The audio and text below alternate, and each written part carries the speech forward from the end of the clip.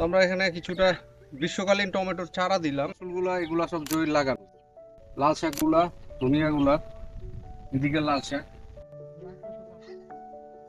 এই বিটের বীজগুলা আমরা সার্কেল করে লাগাই দিব। গতকালকে কিছুটা লাগাইছি, আজকে বাকিগুলো লাগাবো।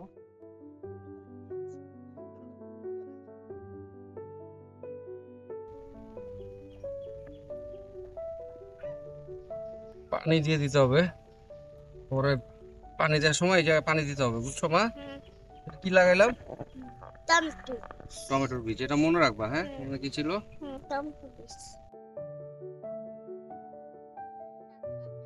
তো এবার আমরা পরীক্ষামূলকভাবে কিছু বিটরুট লাগাইতেছি, সার্কেল করে লাগাইতেছি।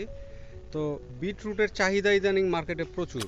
আর আমি যেহেতু নতুন কৃষক, যেটা হয় যে ফসলগুলো সহজে হয় ওগুলা কিন্তু আমি বেশি লাগাই। আর তো আর বিটরুট তো শহরের লোকজন সুপার ফুড মনে করে খাইতেছে, এবং এটা আসলেও সুপার ফুড। আর সুবিধা যেটা, এটা সালাদ হিসাবেও খাওয়া যায়, লোকজন নর্মালি কাঁচা ফলের মতো করেও খায়, আবার অনেকে রান্না করেও খায়। আর আরেকটা যেটা করা যায় সেটা হচ্ছে বিটরুট ড্রাই পাউডার বানায়, এইটা অনেকে সকালবেলা সন্ধ্যাবেলায় খায়। তো একটা জিনিস যেটা হয়, বিটরুট খেলে শরীরে প্রচুর এনার্জি পাওয়া যায়, ওইটা আমি নিজে গত বছরের বিটরুট খাইয়ে বুঝছি যে প্রচুর এনার্জি পাওয়া যায় সকালবেলা আপনি যদি একটা বিটরুট বা হাফ বিটরুট খান।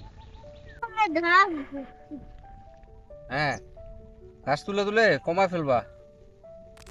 মানে ঘাস তোলা নিয়ে ভাই একটা ইন্টারেস্টিং মানে ঘটনা বলি। 2016-তে তখন আমরা হাজিপুরে কাজ করি, মানে মানিকগঞ্জের শেষ মাথায় সাটুরিয়াতে। তো আহ, কৃষকরা তো আমাদের মানে বন্ধুর মতো হয়ে যায়। একজন বলতেছে যে এইবার মামাগো ক্ষেতের ঘাস আমরা গরুরে খাওয়ামু। আচ্ছা, এই যে ধরেন আপনারা খেতে যখন বীজ দেন, হ্যাঁ, এটার ওষুধ কোনকে?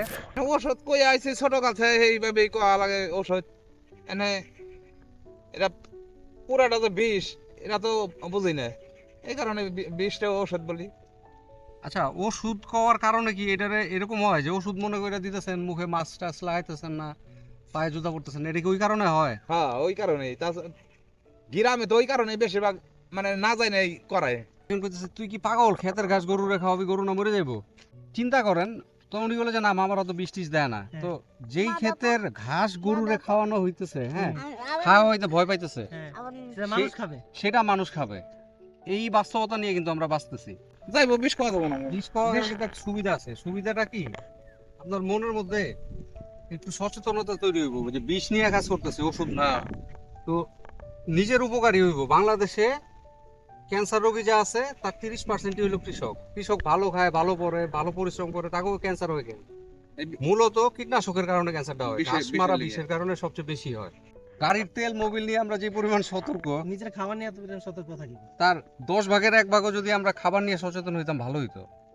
আমি নিজেই ছিলাম না, মানে বাস্তবতা হয়েছে এটা। হাত দিয়ে তুলে দিতেছে একটা কারণেই, মানে মাটিটা আমরা বেশি ঝুরঝুরা করতে চাই না, লাস্টে নিড়ানি দিয়ে আরেকবার ইয়া করবো, তখন মাটিটা ঝুরঝুরা করবো।